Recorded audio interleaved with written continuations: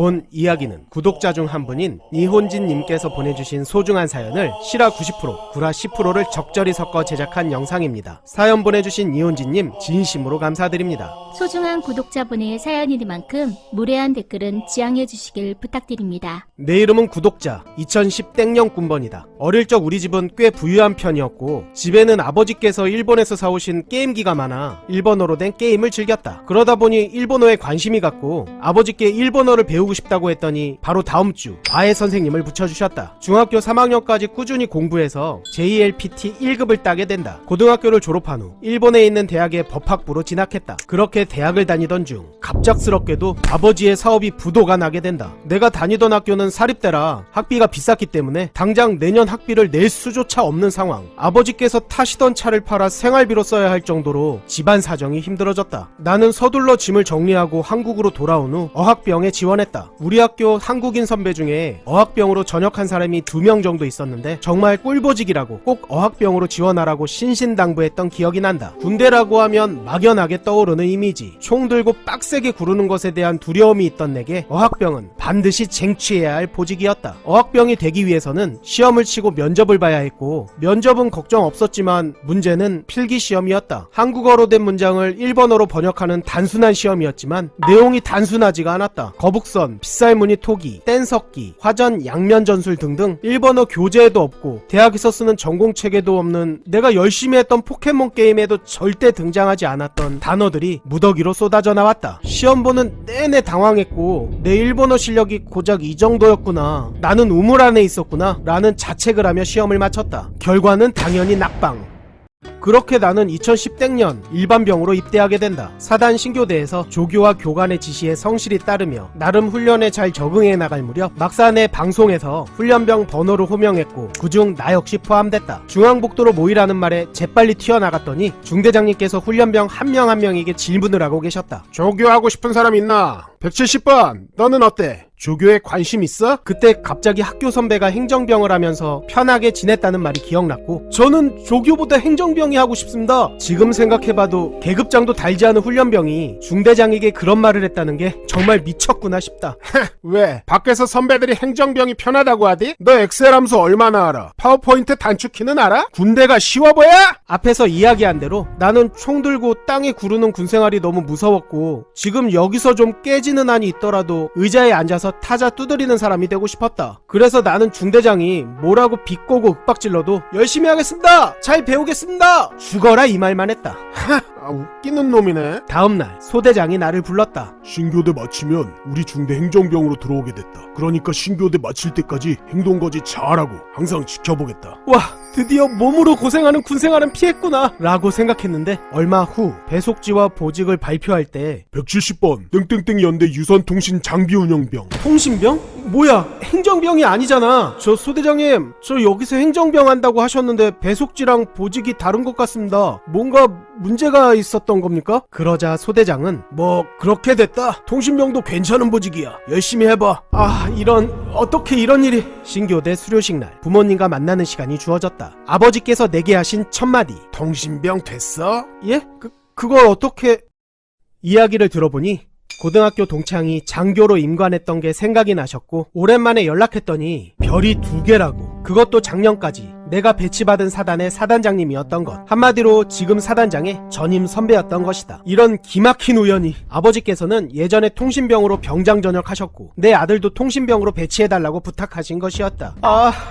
행정병 하고 싶었는데. 그렇게 연대 통신병으로 배속받고 자대에 가게 된다. 우리 부대 통신병들 대부분은 관련 자격증을 갖고 모집병으로 온 인원들이었다. 내 뜻과는 다르게 낙하산을 타고 내려온 나는 통신병 특기에 대해 무지했고 그래서 적응하는데 참 많은 시간과 노력이 필요했다. 심지어 인사과에서는 내가 어떤 경로로 통신병으로 오게 됐는지 다 알고 있었고 부대에서는 투스타를 등에 업고 낙하산 타고 온 법대생이라는 소문이 퍼져 미움을 사게 됐고 선임들은 내가 일본에서 대학 다니 다니다 왔다고 해서 나를 니혼진이라고 불렀다. 잘못 꿰n 첫 단추. 어쩌겠는가. 최대한 열심히 해서 안 좋은 이미지를 바꿔보는 수밖에. 그래도 공부나 암기에는 자신이 있었기에 내선 전화번호 100여 개와 상급부대 내선 번호를 메모해서 주머니에 넣고 화장실, 근무 중, 자기 전 계속 보며 며칠 만에 거의 다 외워버렸다. 그러자 선임들은 야, 니혼진 낙하산이어도 법대생이라 그런지 꽤 하네. 라며 조금은 인정해주는 분위기. 하지만 문제는 야전선이었다. 이것은 머리로 해결되는 것이 아닌 몸으로 익혀야 하는 반복 숙달이 필수이기 때문이다. 외부에서 훈련할 때 통신병은 수송대와 함께 훈련 장소에 미리 도착, 참모진들이 도착하기 전까지 얼마나 빠르게 통신망을 구축하냐가 관건이다. 그때 야전선의 피복을 리퍼로 벗겨 통신장비에 연결하는데 이 야전선은 전차가 지나가도 망가지지 않도록 단단하게 만들어졌기 때문에 리퍼로 벗기기 힘들 정도로 단단했다. 힘을 적게 주면 피복이 너덜너덜해져서 제대로 벗겨지지 않았고 조금이라도 힘을 세게 주면 끊어져 버린다. 선임들에게 맞아가면서 배웠고 일과 시간 중 조금이라도 시간이 나면 맞선임과 함께 슈발슈발하면서 피복 벗기는 연습을 반복했다. 얇고 단단한 야전선을 손에 둘둘 감고 반복해서 피복을 까다 보면 마찰로 인해 손에서 피를 보길 여러 번. 그래도 열심히 연습한 덕에 훈련 시 신속하고 완벽하게 통신망을 구축했다. 통신병들이 열심히 땀 흘려 만든 통신망은 다른 사람들이 보기에 전화기를 들고 번호를 누르면 연결이 된다는 너무나도 당연한 일이기에 통신병들이 칭찬을 거의 받지 못하는 건 지금 생각해도 좀 아쉽긴 하다. 처음 입대했을 때 편하고 쉬운 일만 찾았던 나는 조금씩 서서히 변해갔고 짬이 찼을 때는 시키지 않아도 훈련 시 사용한 전선과 각종 케이블을 깔끔하게 재정비하고 장기간 제대로 손보지 않아 마구잡이로 이어진 전화와 인터넷 단자를 깔끔하게 정리, 인수인계도 편하게 자료로 정리했다. 또한 외부 통신업체 기사님이 오셨을 때는 통신 반장님이 아닌 내가 부대 내 장비들을 설명하며 작업을 진행하는 에이스 통신병 대접을 받게 된다. 한 번은 동기가 나를 불러 한마디 했다. 야, 너무 열심히 하지 마. 그런다고 누가 알아주냐? 대충 해. 그래, 맞다. 군대에서 열심히 한다고 월급 더 주는 것도 아니고 아무도 알아주지 않는다. 하지만 통신병으로 수많은 작업을 하며 나는 깨달은 것이 있다. 여태까지 아무렇지 않게 쓰던 형광등 스위치, 전화기, 인터넷, TV 등등 그 당연한 것들이 제대로 돌아갈 수 있으려면 안 보이는 곳에서 열심히 일하는 사람들이 있기 때문이라고. 당연한 것이 절대로 당연한 것이 아니라는 것을. 이왕 군생활하는 거 내가 열심히 해서 누군가 그 당연함을 누린다면 누가 알아주지 않아도 나 스스로 뿌듯함을 느끼기에 그것만으로도 충분히 보람이 있었다. 그렇게 나는 무사히 군복무를 마치고 일본의 대학으로 돌아가 졸업하게 됐고 취업을 준비하게 된다. 다른 친구들은 어디든 일단 붙어야 한다는 생각으로 부동산 업계, 식품업계, 컨설턴트 등등 여러 업계의 회사에 지원서를 냈지만 나는 군대뽕이었는지 IT 기업이 아닌 곳에는 영 매력을 느끼지 못했다. 그래서 다른 친구들 20군데, 30군데 지원서를 낼 때 나는 일본에 있는 IT 기업 연매출 1위부터 10위까지 딱 10군데에만 지원서를 제출했다. 그 중에 1지망으로 정해둔 기업이 있었는데 1차, 2차 면접을 거쳐 최종 면접까지 도달하게 된다. 최종 면접에서는 여태껏 해왔던 압박 면접은 없었고 정말 우리 회사에 올 거냐, 다른 곳 합격한 회사는 있냐, 그 회사와 우리 회사 둘 다 합격하면 어디로 갈 거냐 같은 정말로 입사를 할 것인지를 확인하는 정도의 질문. 일본에서 최종 면접 시 이런 질문의 경우 합격을 전제로 한다는 것을 선배들에게 들어 잘 알고 있다. 최종 면접 후 1지망 회사에 합격하겠구나 라는 큰 기대를 했지만 일주일 후 불합격 통보를 받게 된다. 그렇게 1지망에서 탈락하고 내가 넣었던 10군데의 회사 중 3지망을 제외한 9개의 회사에서 불합격 통지를 받게 된다.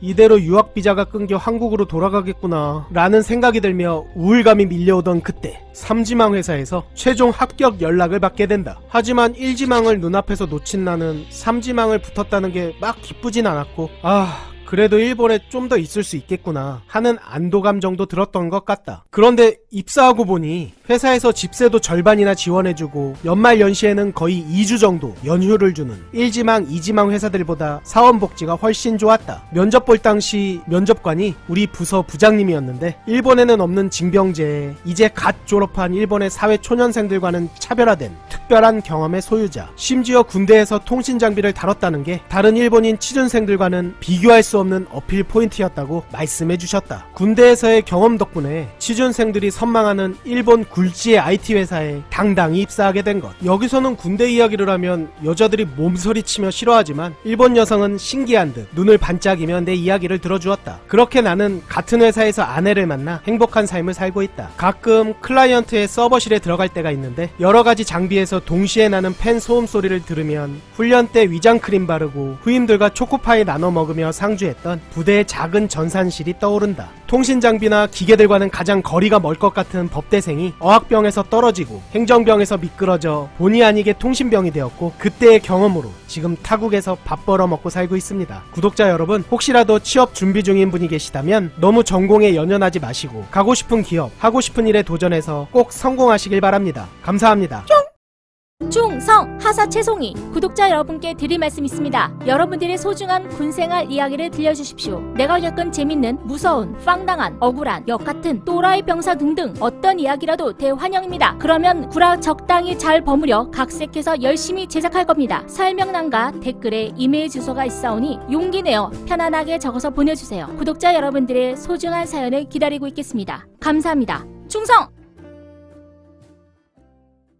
드디어 18년 만에 신년지가 완결됐습니다. 정지혁 병장의 고등학교 시절, 그리고 정지혁 이병은 과연 어떤 모습이었을지, 최원일과 정지혁은 왜 원수가 되었는지, 짱보는 왜 김창우를 좋아하게 됐는지, 왜 정지혁은 김창우를 그토록 갈구는지, 김창우는 어떤 고문간 짓을 했는지, 말년들은 과연 제대할 수 있을 것인지, 그리고 666 부대는 어떻게 탄생했는지, 여러분들이 궁금해하셨던 모든 떡밥들을 풀었습니다. 카카오 페이지에서 5인용 또는 666을 검색하세요. 감사합니다.